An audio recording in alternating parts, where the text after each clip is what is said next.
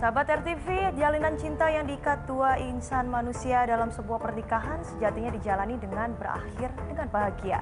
Namun sayangnya tak semua cerita cinta berjalan mulus. Ada kalanya muncul orang ketiga yang bisa menyebabkan hancurnya biduk rumah tangga.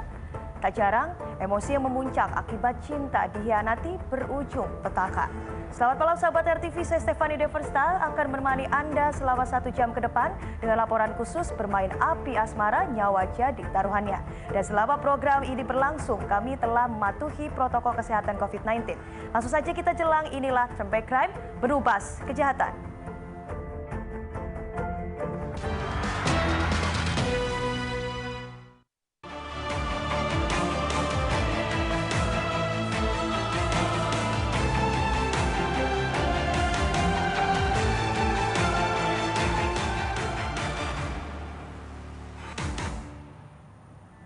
Ketenangan warga Jalan Simojawar, Surabaya, Jawa Timur berubah gempar saat sesosok jasad pria terkapar bersimbah darah di depan warung kopi. Kuat dugaan pria Malang itu tewas karena dibunuh lantaran saat diperiksa polisi yang datang ke tempat kejadian perkara terdapat luka sabetan senjata tajam tubuhnya.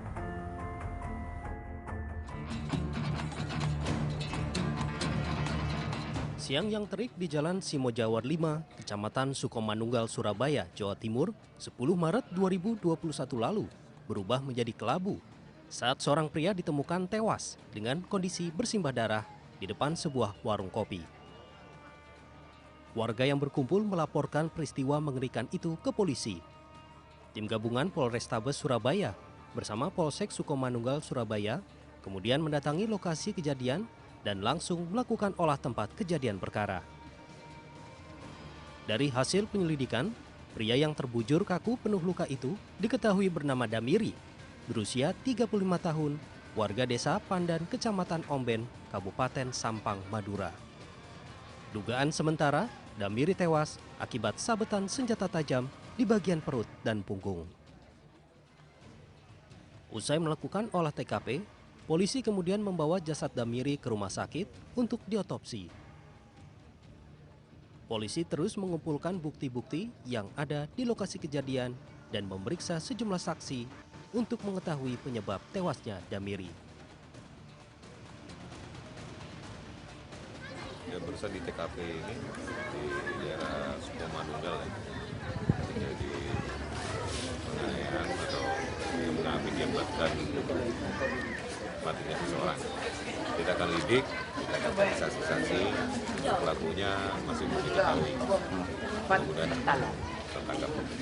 Hasil olah TKP sementara udah? Ya, nanti olah TKP kalau terlihat kasat mata yaitu adanya sabetan benda tajam.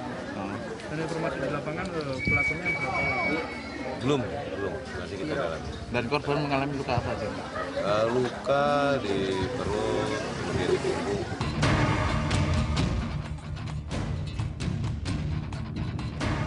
Abdurrahman, Ketua RT 1 Simojawar yang berada di lokasi kejadian mengungkapkan korban Damiri merupakan pendatang dari Sampang, Madura dan baru 5 bulan tinggal bersama istrinya di salah satu rumah indekos di wilayah tersebut. Setiap harinya, korban tidak bekerja dan menghabiskan waktunya di warung kopi. Korban dikenal sebagai orang yang senang bergaul dengan warga setempat dan tidak memiliki masalah pribadi. Berarti tadi Bapak itu dilapori warga sini? Anak-anak kecil-kecil. Anak kecil yang mana? Iya, bayi segini-segini. Langsung ke rumah Bapak? Iya. Ngomongnya habis? Ada orang meninggal di warung. Kenapa? Oh itu warung Pak? Warung ini kan warung. Berarti saat kejadian nggak ada saksi yang tahu dianiaya? Katanya kecil-kecil gimana? Carok gitu atau? Iya, katanya orang caro. Kalau orang darah kan bener anak kecil orang caro. Caranya gimana ya nggak ngerti orang-orang segini-segini yang kasih tahu. Pak, dia 5 bulan di sini. Aktivitasnya apa pengetahuan dari Ketua RT sendiri, Pak? Kalau pengetahuan saya orang itu nganggur, nggak kerja. Nggak kerja. Nganggur, nggak kemana-mana, ke warung, ke masjid itu aja. Kesehariannya sama warga bagaimana? Iya saja, enjoy sama warga. Ya duduk sama siapa, nggak pernah komplain apa-apa berita gitu. Cekcok ya keluarga nggak pernah. Ya sih biasa main, enjoy terus. Siapa aja duduk-duduk ya duduk. Gak kelihatan punya masalah kalau biar orang tahu ya maksudnya orang di hati nurani masing-masing.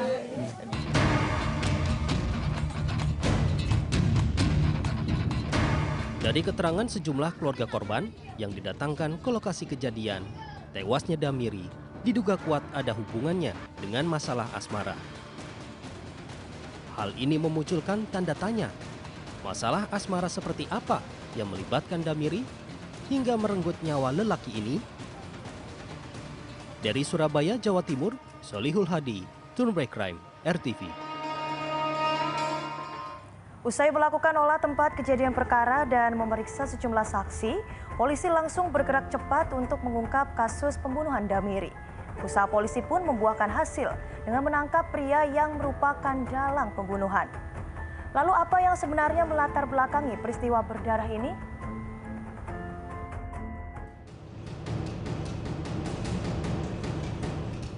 Tewasnya Damiri di Jalan Simo Jawar, Kecamatan Sukomanunggal, Surabaya, Jawa Timur, pada 10 Maret 2021 lalu menyisakan sejuta tanda tanya. Bagaimana bisa pria yang dikenal baik oleh warga setempat itu tewas mengenaskan di depan sebuah warung kopi dengan kondisi mengenaskan? Tubuh pria 35 tahun itu bersimbah darah akibat luka sabetan senjata tajam di bagian perut dan punggung.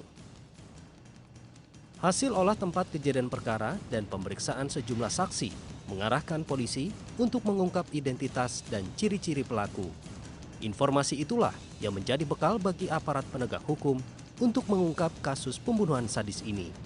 Kerja keras polisi akhirnya membuahkan hasil. Sehari setelah peristiwa berdarah itu, anggota Satreskrim Polrestabes Surabaya berhasil meringkus seorang pria bernama Abdul Hosid. Pria berusia 33 tahun itu dibekuk di rumahnya di Sampang, Madura, Jawa Timur. Dengan kedua tangan diborgol, Abdul Hosid digelandang di Mapolrestabes Surabaya. Namun seakan tak nampak rasa penyesalan pada raut wajah Hosid setelah melakukan aksi kejinya terhadap Damiri. Tak hanya menangkap Abdul Hosid, Satreskrim Polrestabes Surabaya juga memeriksa 3 rekannya yang saat kejadian mengikuti pelaku ketika ia menganiaya korban hingga tewas. Selain itu, polisi juga menyita sejumlah barang bukti berupa senjata tajam jenis celurit yang digunakan pelaku menghabisi nyawa korban, pakaian dan pakaian pelaku. Motif pembunuhan di Jalan Simo Jawar, Surabaya itu ternyata dilatar belakangi dendam lama. Setelah mantan istri pelaku berinisial RS diduga berselingkuh dengan korban Damiri saat masih berstatus sebagai istri pelaku. Jadi kita alhamdulillah sudah mengamankan pelakunya di daerah Madura, sudah kita amankan. Yang bersangkutan juga sudah mengakui, barang bukti lengkap sudah kita dapatkan semuanya. Jadi alhamdulillah kita sudah bisa menuntaskan dari tim Jatanras Satreskrim Polrestabes Surabaya. Alhamdulillah sudah bisa menuntaskan kejadian tersebut dan sudah mendapatkan titik terang. Dan motifnya jadi memang cemburu yang bersangkutan karena memang mantan istrinya direbut oleh korban. Itu statusnya sudah cerai atau masih menikah? Memang sudah cerai statusnya, kan tetapi terjadi kejanggalan dalam artian dalam 6 bulan perceraian yang bersangkutan sudah melahirkan, jadi diduga sudah melakukan hubungan sebelum perceraian.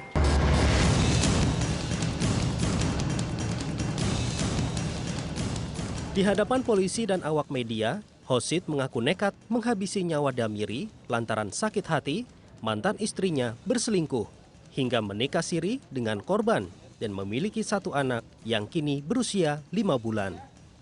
Karena saya sakit hati. Oh, sakit hati ya? Kenapa? Sakit hatinya kenapa? Ya sudah 2 kali berhubungan sama itu. Nah, jadi memang yang pertama dimaafkan ya waktu itu ya? Ya. Oke, yang tapi yang kedua kok malah tidak? Yang kedua langsung dibawa lari, bawa pergi. Nah. Sempat mengetahui sendiri? Iya, itu anak saya tahu dari anak saya sudah 3 kali masuk ke dalam rumah. Iya. Ya. Mas, kamu menyesal nggak, Mas? Ya, tidak bisa menyesal. Mas, alasan istri sampean selingkuh itu apa? Ya, tak tahu ya gimana, tak ada alasannya aja. Itu waktu sampean tinggal di TKI itu ya? Dari TKI? Iya.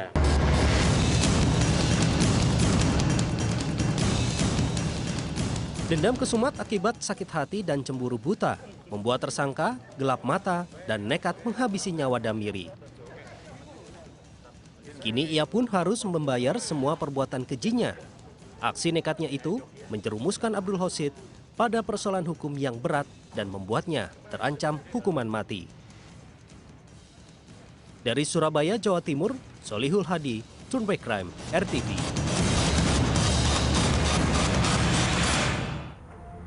Kisah asmara cinta segitiga yang merenggut nyawa Damiri yang dihabisi oleh Abdul Hosid menguak fakta lain yang mencengangkan. Lantas, fakta lain apakah itu?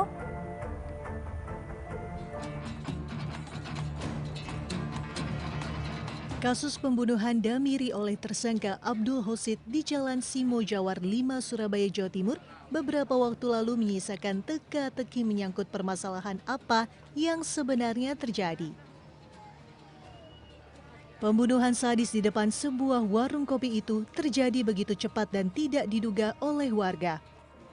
Apalagi saat peristiwa berdarah itu terjadi, kondisi di lokasi pembunuhan dalam keadaan sepi. Kami pun tergerak untuk mendatangi kembali lokasi kejadian untuk mencari tahu apakah masih ada potongan informasi yang bisa didapatkan dari kasus pembunuhan keji itu. Saat tiba di lokasi, suasana sepi masih terlihat jelas di wilayah ini, seolah tak pernah ada kasus pembunuhan yang merenggut nyawa Damiri. Dari pembicaraan dengan ketua rukun tetangga setempat yang kami temui, terkuak fakta mencengangkan. Antara korban Damiri, tersangka Abdul Hosid dan mantan istrinya RS tidak hanya tinggal di desa yang sama, namun ketiganya juga masih memiliki hubungan saudara. Memang satu kelurahan, Pak, satu kepala desa. Oh, itu satu desa. Satu desa, si perempuan, si istri yang membunuh, yang dibunuh juga satu desa. Antara gini teman-teman, sini segitiga.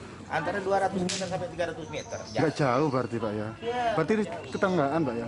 Tetanggaan. Tetanggaan, masih hubungan saudara. Oh. Gimana? Nanti di sini ketempatan, Pak.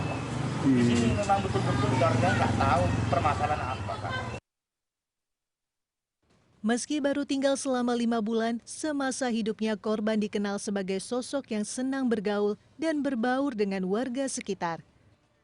Namun hal itu berbanding terbalik dengan sang istri RS yang dikenal sebagai pribadi yang tertutup dan jarang berinteraksi dengan para tetangga. Kalau di sini yang laki antara 5 bulan sampai 6 bulan. 5 bulan 6 bulan. Dan tidak menyerahkan surat-surat sama sekali. Anaknya kan masih umur 5 bulan. Oh, berarti punya anak? Ya, anak bayi. Ini pindahan dari mana? Dari Sidoarjo ke Bulak Banteng langsung ke sini. Kalau si perempuan terjadi di pabrik. Yang cari yang perempuan aja udah bingung orang sini nggak tahu kerjanya di mana, Pak. Kerjaan pertama di sarang burung awalnya. Ada pindah pabrik plastik. Tapi nggak pernah komunikasi dengan warga ya Pak ya? Nggak pernah. Sampai sekarang ada nih perempuan. Masih kerja nggak tidak. Nggak bisa. Oh saudaranya nggak ada yang mau ke sini. Di sini ditahlili juga sama orang-orang kampung. Sampai 7 hari. Doain sampai 7 hari. Abdul Rohman pun membawa kami ke lokasi kejadian. Di situ ia menunjukkan posisi di mana tubuh Damiri tergeletak dan tak dihiraukan oleh Abdul Hosid yang ketika itu diliputi amarah membara akibat dendam yang begitu dalam. Penelusuran pun dilanjutkan ke tempat korban dan istrinya tinggal di sebuah rumah indekos yang berada di pojok kampung dan hanya berjarak sekitar 150 meter dari tempat kejadian perkara. Di dalam sepeta kamar rumah indekos itulah RS membina keluarga barunya bersama Damiri. Namun apa daya, impiannya sirna seketika ketika suami keduanya itu meregang nyawa di tangan mantan suaminya Abdul Hosid.